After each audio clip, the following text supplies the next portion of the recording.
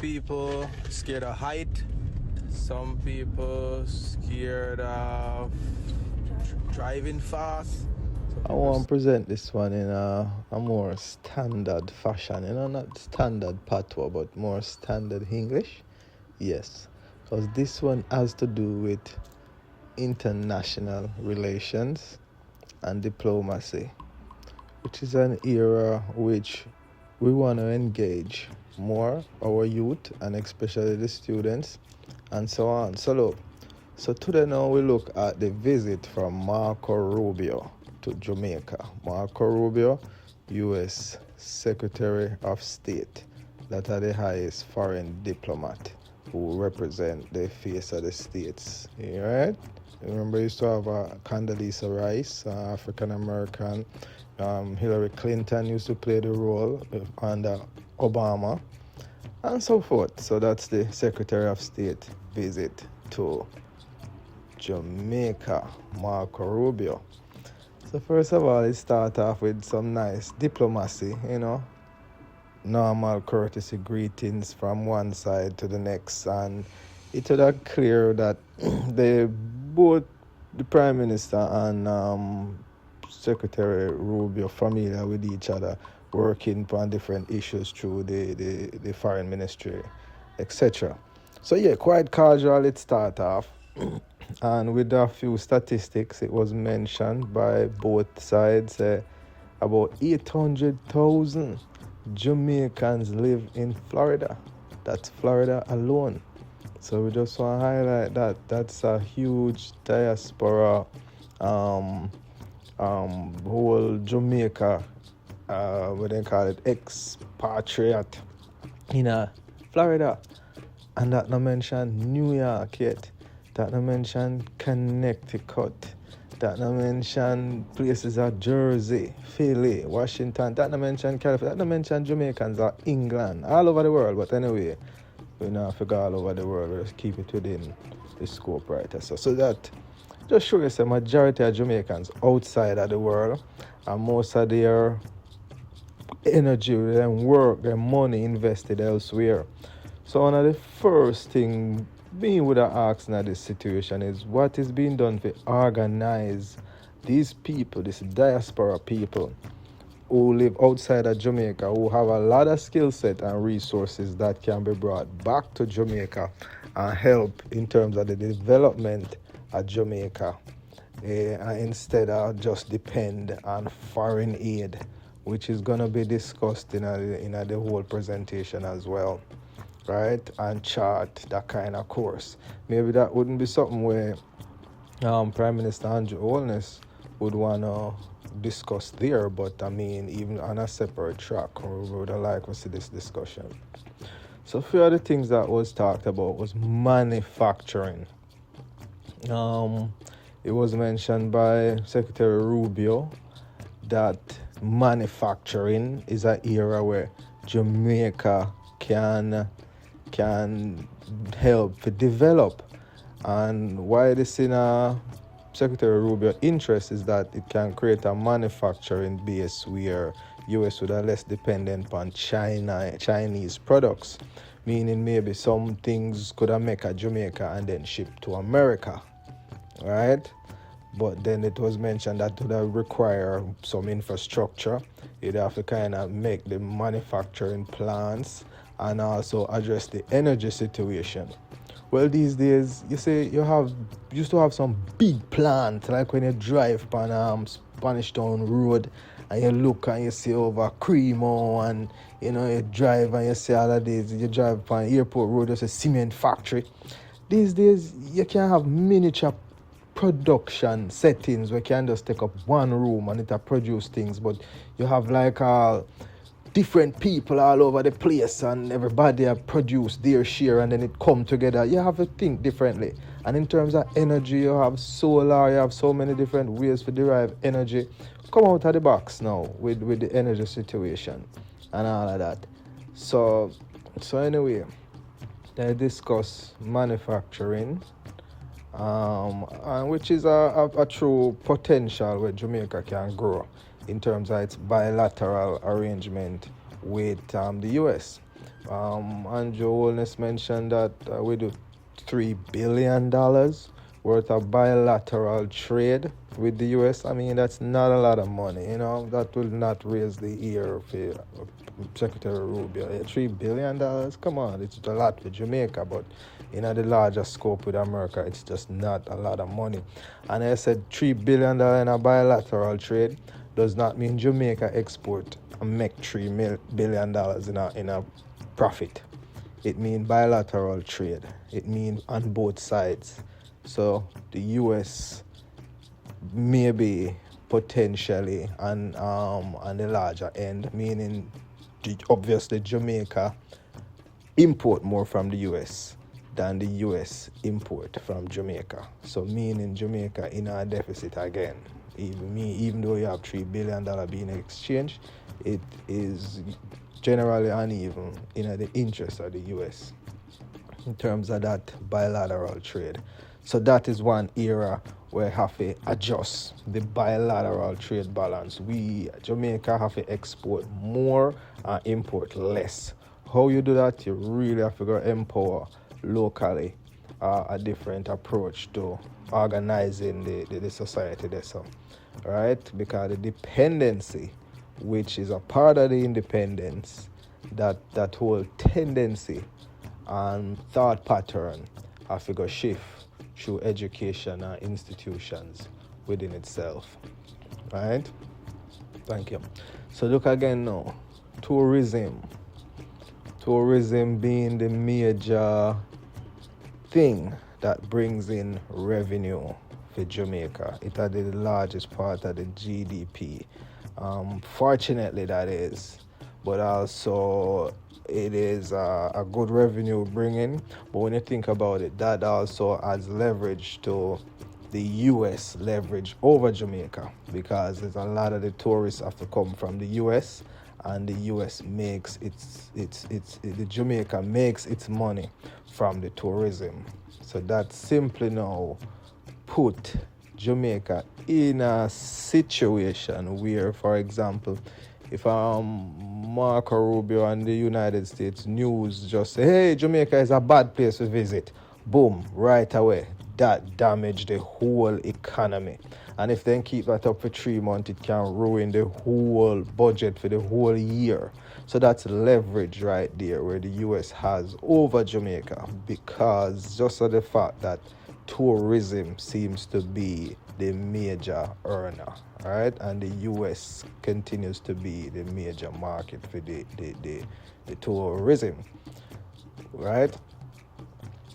But one thing about tourism, the tourism at Jamaica has changed from people who just come and stay on the beaches and, people who working at an office. A lot of the tourism now is coming from Jamaicans who live abroad, right? And African Americans who are fascinated with Jamaican culture, more grassroots experience seeking people. So we just want to mention that again, say even tourism within itself can shift, you understand me, from the dependency, from the typical who we consider to be tourists who come and spend their money in the hotel settings, and then the money gets trapped in the hotel settings, and it really come out really benefit Jamaican people. It remains a transaction there between the hotels and the Jamaican government. You see that? So you expand the tourism now. In order to do that, you have to address the safety and security issue. All right? And that was also mentioned. The safety and security issue, it has to do with the economy, it has to do with the society, but it also has to do with the education. It's a matter of a culturally aware society. People who understand, say, a person is not your enemy because them live across the street in a different garrison, but people who understand what caused the garrison situation, right? And what caused the imbalance between the have-nots and those who have. You see, all of that. So security was brought up, right? And So, but track back a little bit to let me be clear. So, what Jamaica is seeking, it's clear. The Prime Minister Andrew Holness mentioned this, that key thing and his agenda, what he is seeking. You can see the exchange as a negotiations, even though one party outweigh the other, there is still some dialogue. So, what Jamaica is seeking is for America update its travel advisory guidelines. Meaning, if them right now as it is, when you type up the internet, places to travel, Jamaica come way up in terms of crime and in terms of safety and security. But what happened is, we all know, so the crime in Jamaica, it's crime upon crime against Jamaican versus Jamaican. You know, the tourists half of the limit. Very rarely there's an incident where really a person target tourists. That just doesn't happen. For sure, you say there is some understanding within even the grassroots element where sometimes, you know what I mean, have a resort to certain things, you know, basic survival. And this is what we really want to create the opportunity so that can address. But so if we shift the guidelines now, if we say Jamaica ranked as one of the most dangerous country, or Jamaica is a safe country to visit. If America say that, boom, it can shoot right up the tourism rate. Marco Rubio reluctant to do that because him state that from the American position, what they are taking into consideration is the safety of Americans. And they are watching the TV and looking at the stats and say, well, 2,000-3,000 crime a year, you know, you have the highest crime rate per capita, even worse than in the US in some states, you know. So from that perspective, but where Prime Minister Andrew has probably asked to change the metric in terms of how they look at safety and travel for Americans. But then now, Prime Minister Rubio indicate that the metric is the same, not just for Jamaica, it is all over the world. So it just means, from to them see, if you have a whole lot of people are dead over there, it not gonna safe for we neither. Them not distinguish, all right. You just, okay, let me go back to standard English, the DeBenki drift to, yeah man, the DeBenki fluent, you know, patois. So, but guess what now? Patois is my first language, so guess what now? So yeah, so they are not going to distinguish that it is we who are killing off our one another that drive up the crime rate. And it seems like this is the distinction that the Jamaican Prime Minister is seeking. So yeah, they also mention about scamming. And yeah, regarding the scamming, it's never a good thing. Where, you know, old people get targeted the most, you know, but these days the man them where deal with the scamming, them even Jamaicans abroad them call to and start to twang. You know, and sometimes it works. The scamming get more deadly. Let me tell you something with the scamming. There's the biggest scam in America is against old people. And you have the insurance company them who do it. You know, and you have people who do it. The other day I see them have the scam now where they call people and tell them, say, hey, your loved one was met in an accident, and them know where your loved one name. So it's like them do research and call the people them ahead of time, and that get more sophisticated now because the people them just draw out them credit card right away. So the level of sophistication of the scamming now, it passed the yardman them and the scamming thing right now. Jamaicans are being targeted in America by insurance companies, pharmaceutical companies, and that is the type of scamming that I would have brought to the table if I was in a meeting with Secretary Rubio. But obviously you can see that is not the Jamaican position in these type of settings. You know, even coming under criticism from regional leaders like Barbados Prime Minister Mia Mottley, who is more outspoken. So the fact that Prime Minister Rubio mentioned that Jamaica is quite in line and one of our best friends and very cooperative, you see.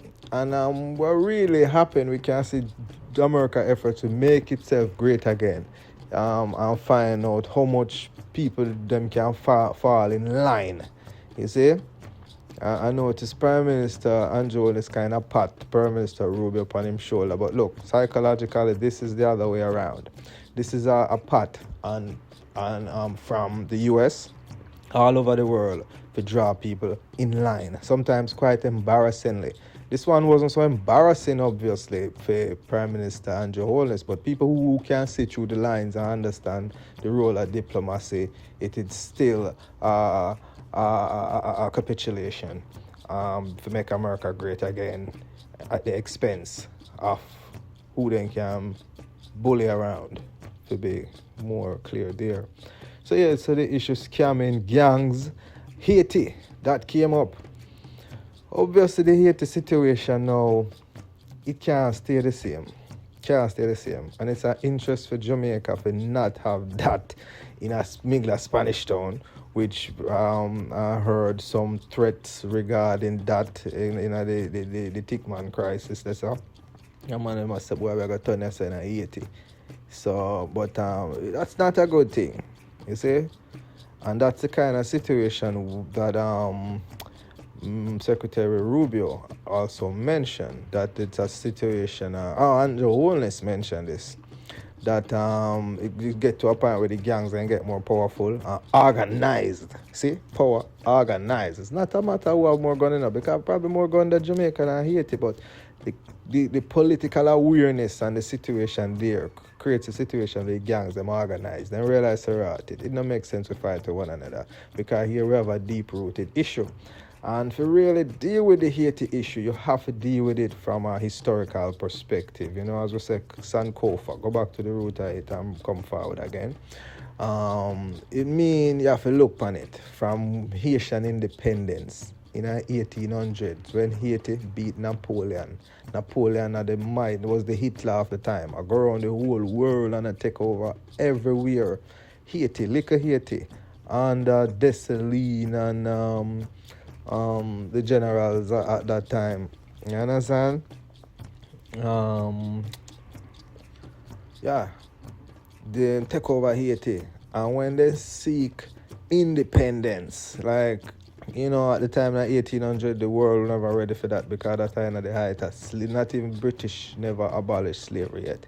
Name almost escaped me.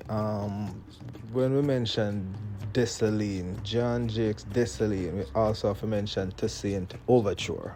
And this are the what happened with Toussaint, right? After they win the war, just like in any situation where the Spanish might go to war with the British, afterwards there's negotiations, right? And they would have probably meet somewhere and hammer out terms as to how the negotiations gonna go. Toussaint went to have a formal meeting, like with supposed to meet with like the general them for Napoleon, and instead of meet with him and negotiate with him man to man, country to country, nation to nation, then just lock him up as a prisoner.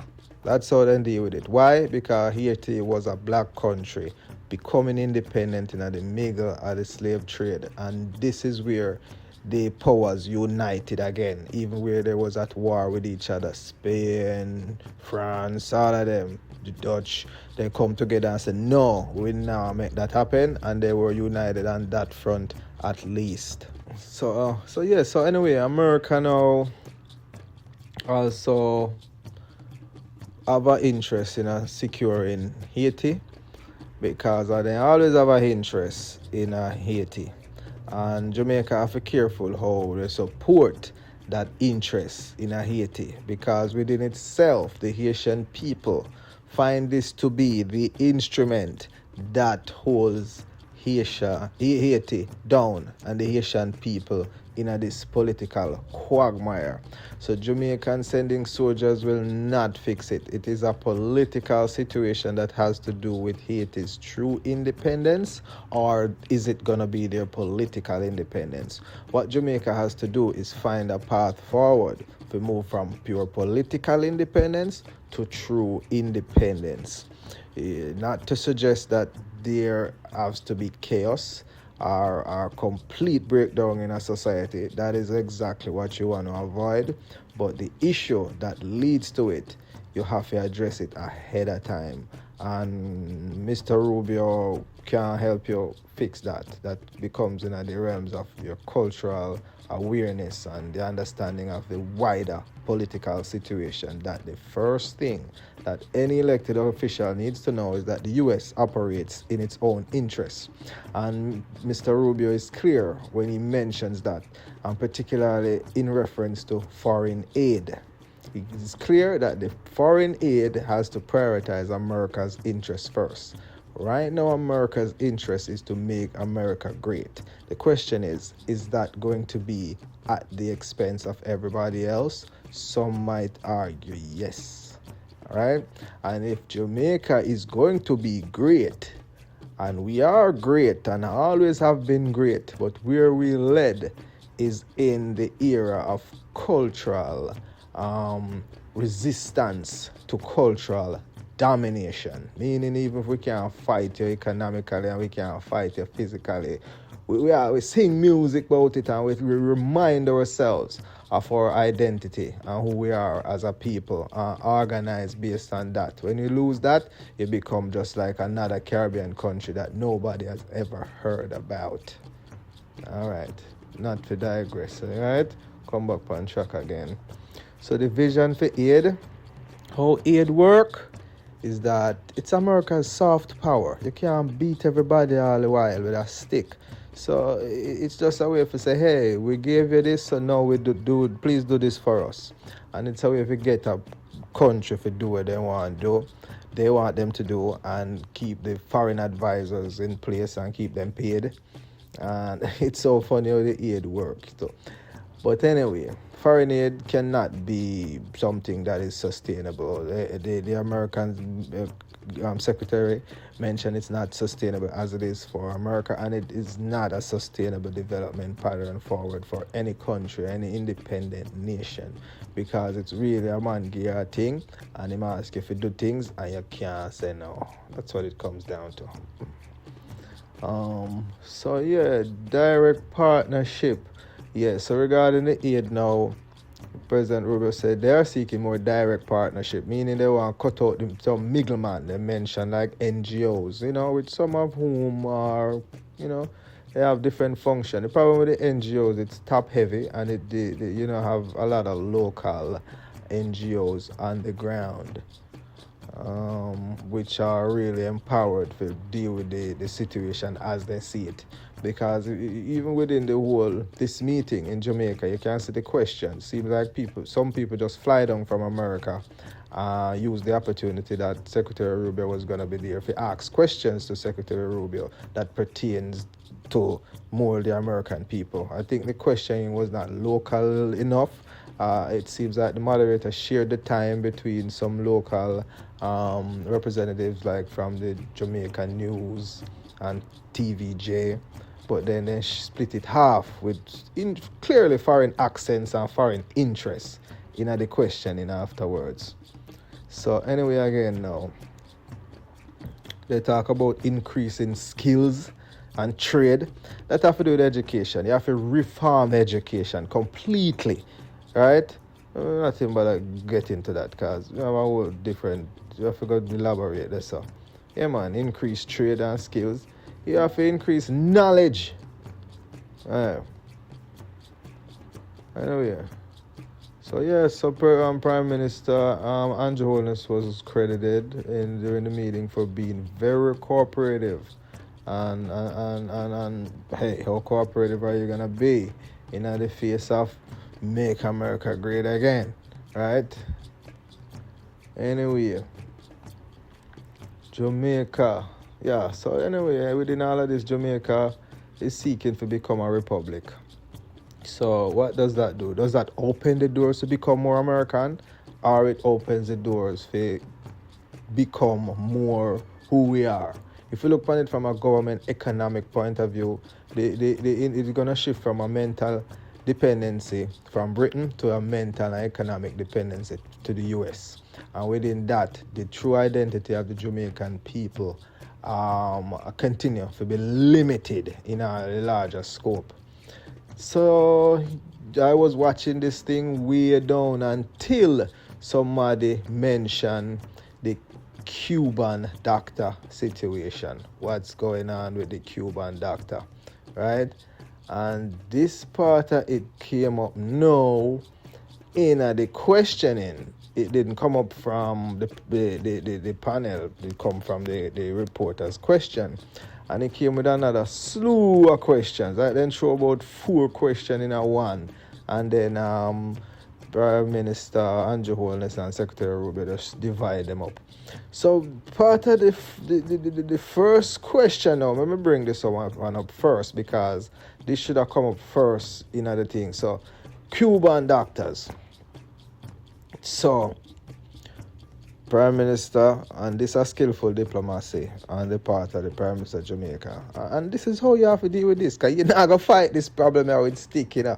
You have to fight this thing here with organizing your people and then using that power to leverage it. And then from this, anything will happen. But you can't, you don't have a stick to start out with in this place because you don't have the power yet. So you have to go develop that. So, but it was skillful when they mentioned, say, look, the reason why we don't have no doctor, you know, because our doctor them going to America. And we just mentioned 800,000 a week in Miami alone, and that is your state. So our doctor leaving for benefit America. So that leave a deficit in a Jamaica where we have to bring doctors from Cuba.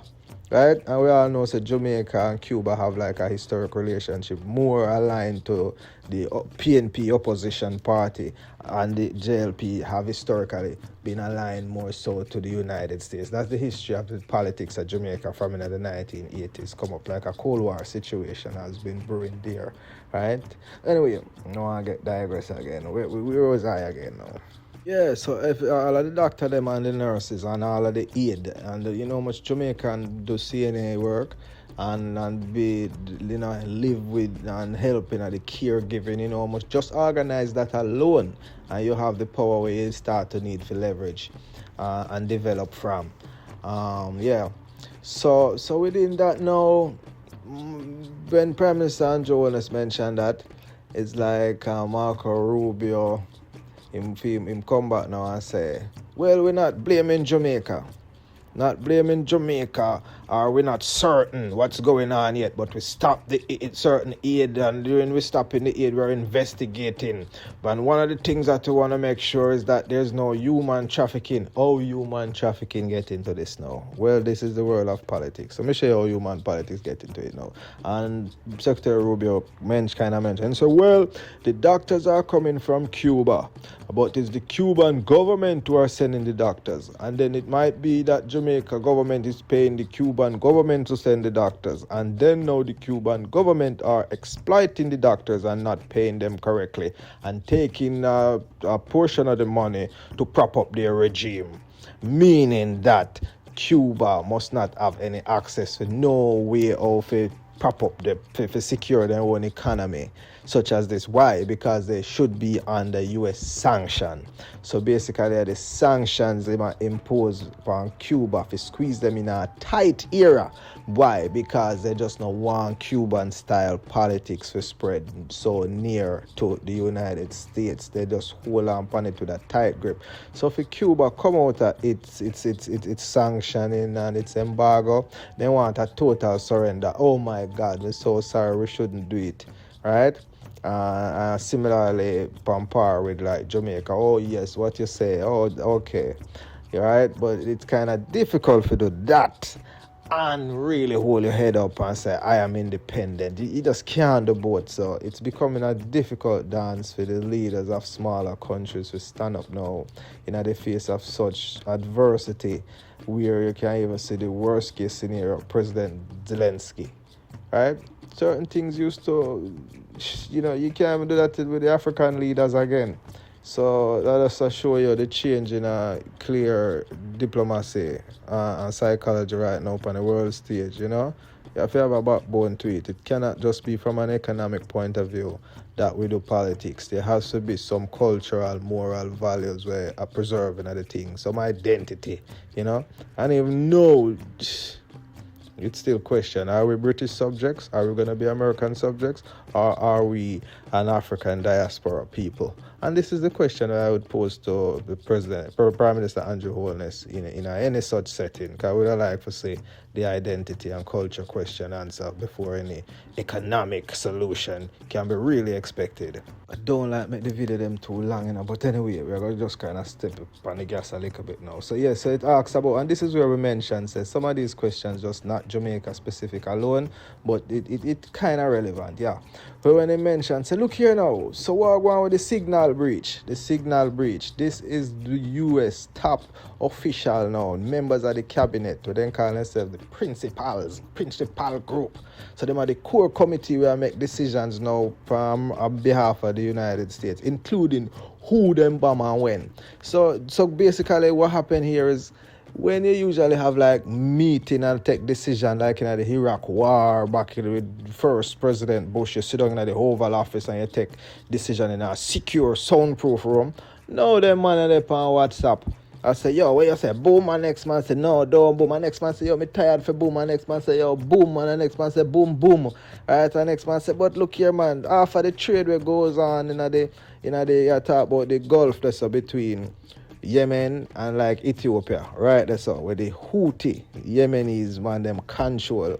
You call that now the Gulf of Aden, right? When them pass through this, so Rubio said, look here, the man them hijack it and deal with it like a tool, like certain Chinese ship can pass, but we can't pass. So the man them said, no, that can't work in the face of the United States badness. It don't make it look good. So they must say we have to rush the Houthi them now, right? And drop some bomb on them. So basically, the man them in the WhatsApp chat, not technically a WhatsApp chat, it's called Signal, but basically a WhatsApp for politicians, them, right? Yeah, it's an app I'm familiar with. So anyway, so look.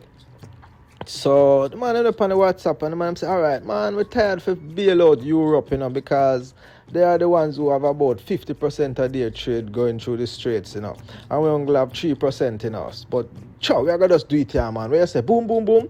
The mistake what they made was to loop a journalist in the group. For example, it appears that the mistake could have been like, a man named Donald Brown. And the Donald Brown becomes a common name. So you have two Donald Brown.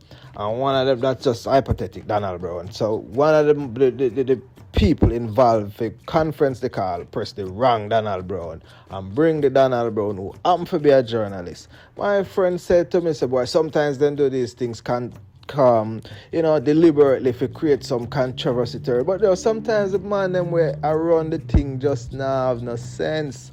It's simple as that. It's just a form of badness. And I set a gangster take over the government and then just make mistake. And the whole key is to just reimpose racism as a tool to maintain security.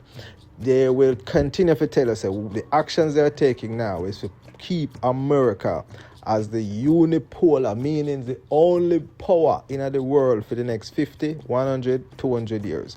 Maybe beyond that, who knows? But this is the kind of thinking that we're up against when sometimes our leaders are thinking in terms of being elected in the next election next year or within the next 4 years. So that is where the thinking, you have to have an institution and a think tank where you have a long-term trajectory when you deal with a foreign minister such as the United States Secretary of State. I'm not just certain how independent our think tanks really are in going up against these kind of vision with just a 4-year election vision. And that's the danger in this thing. That's where the whole thing of it for step up.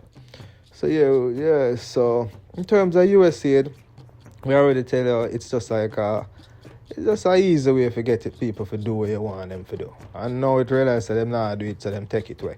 But America cannot function as America without soft power. Alright, carrot and stick, you have to have a carrot, because otherwise nobody in a business with you. It's what people can get while they line up behind America. And if they can't get it, well, them willing to stick it out with a fight. Alright, so the stick by itself not gonna work, because you can't beat everybody into submission.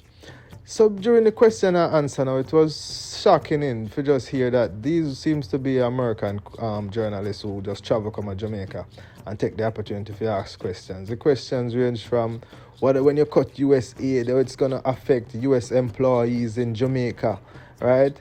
Dodge the US employees in Jamaica. Well, look, this thing is not about US employees in Jamaica right now. Yeah, and questions came about the Haiti factor again, and it was explained without the historical background which we mentioned, right? And this is where critical thinking comes in place, and this is where the DeBenki study group really does not criticize or make definitions, but we explore alternative thinking and different angles, and particularly a multicultural approach. So we spoke about signal. Question now came up now about green card holders in the US. Obviously, Secretary Rubio, it's just, you don't understand. And basically just look on it black, white. Him say, okay, well, if you have a green card in the US, you shouldn't worry about it. But the question that the journalist is asking, look, we have our citizens in America. And sometimes we pose these questions, we have to clarify it for these guys in the suits, because they don't get it from the grassroots level. And one of the things, one of the examples when we learn, you see, politics in America, in Jamaica, it's like you vote for election day. Politics for people, other people, is be organized as a group and being able to lobby effectively at the state capital. And when I've spent time at the state capitals and engage in a certain lobbying effort, we realize that the people who engage and talk to the politicians and make law and I tell them what to do are just one set of people in the suits. The grassroots people seldomly have a lobby. But this is a question now from a grassroots perspective, coming from a journalist, I believe, from TVJ, and it was a good question. Obviously, these questions would have been pre-selected by the organizers of the event, but them still have to have critical thought in the process. So the green card holder now, the question is, you have people in America who've been in America and they might have 2 arrests, or they might have a little charge, and these people come out now 10, 20 years down the line. You understand me? And it prevents them from applying for citizenship. So they remain in that holding pattern of having a green card but cannot seek for the citizenship. And then within that holding pattern, they can't travel and therefore do not invest in a Jamaica. And their mind just become American because you don't know if you can go back home. So you not even think about that. If you go buy a piece of land or fix up a piece of house where granny used to have, or take a vacation, right? They stop even listening. Sometimes them people are still listening to reggae music because it becomes the only way they can connect. So that was the question that the TVJ reporter phrased, but clearly Mr. Marco Rubio does not get the grassroots aspect of these things, right? And that is where work have to be done locally on the ground. They try to rule out NGOs on the ground, but sometimes you have to have organizations on the ground, whether NGO, but some credible organizations have to be up on the ground level for these office policies work. They mention again China's predatory practices in Jamaica. Come on, the U.S. cannot criticize Chinese predatory practices. I mean, the capitalism as we know it was built upon slavery. And without having these kind of background, which was established by Eric Williams, president of Trinidad, and he put Trinidad on a better trajectory, right, with that foundational philosophy. Trinidad is already a republic. Jamaica is just backtracking to be a republic, meaning you get rid of the governor general, but they will still remain within the Commonwealth system, right? But it gives countries like America more leverage, because if you never have independence, it means America have to talk to England every time they want to do business with Jamaica. So that was one of the first things that was broken up after World War II, when America leveled the bomb on Japan. Say, yo, we are the boss now. England, France, and all Africa let go on the territories in Africa. We are the world power. And if you don't free it up, all we simply do, we just press the button and we just level you like how we do Hiroshima, Nagasaki in Japan. That's what on rather? No. So they came to an agreement that America will fulfill the big brother role including providing aid for the development of not just Africa and Jamaica, but even Europe, even the East, even Japan.